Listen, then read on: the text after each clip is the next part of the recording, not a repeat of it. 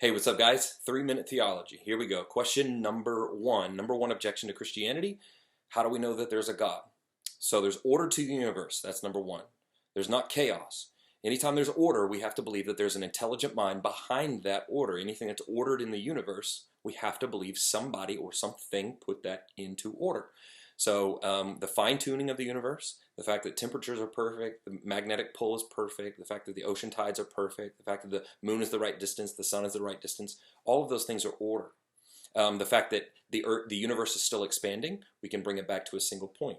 We believe that's where God created it and it began to expand. So that's number one, the order. Number two, meaning. Why are we here? We can explain, we can have all these theories about how we got here, but why are we here? So the question of why is the purpose is the most important question.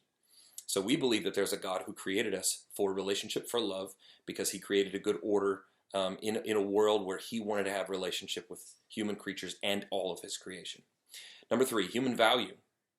Where do human rights come from? We don't have human rights unless we have human value. All human beings believe that there is intrinsic worth in human beings. Okay? So if there's intrinsic worth and we should have human rights, then that is based on human value. We believe that this is right and this is wrong. We believe that humans have value and we shouldn't kill, we shouldn't murder, we shouldn't do those things.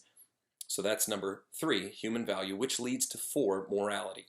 Knowing good from evil, right from wrong. So how do we know there's a morality? Because you ask any human being, I don't care if they're a religious person or not, they follow God or not, they're a Christian or not, they're other faiths or not, they believe in morality. They believe in good and evil. So people ask me all the time, how would a loving God allow so much evil and suffering in the world?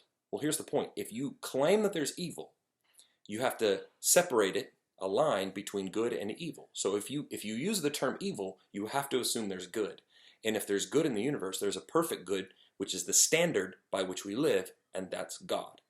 So for us, even if you use the term evil, so if you don't have a religious background, you don't believe in God, but you believe in evil, where does that evil come from? And how do we define that as evil? And how do we define this as good? So that's morality.